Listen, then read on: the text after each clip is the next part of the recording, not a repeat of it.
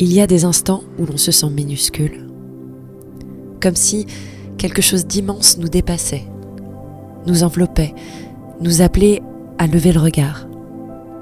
On lève les yeux, attirés par ce qui nous surplombe. On cherche une réponse dans l'espace ouvert, dans ce qui semble infini.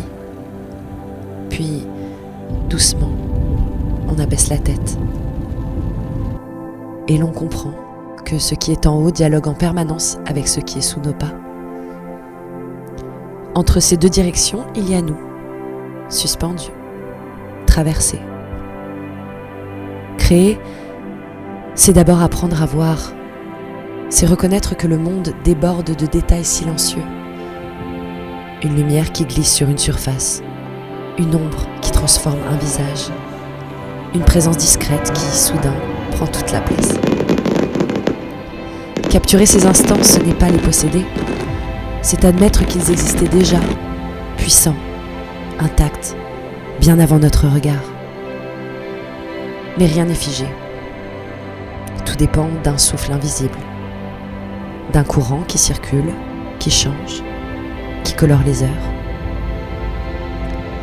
Il y a des jours où l'air porte, où tout semble léger, et d'autres où il pèse, où les gestes demandent plus d'élan. Ces variations ne sont pas des erreurs, elles dessinent un mouvement plus vaste, une alternance nécessaire, un battement. Rien ne reste en haut, rien ne demeure en bas, tout se transforme, revient, repart. Comme ces lignes souterraines qui soutiennent un tronc sans jamais se montrer, on ne les voit pas, et pourtant tout repose sur elles. Elles s'étendent, s'entrelacent, cherchent l'eau et la mémoire.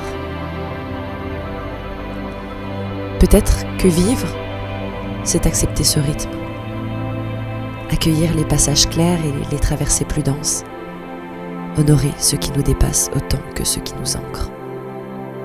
Alors on lève les yeux, puis on les baisse. Et dans cet aller-retour, on apprend simplement à être là.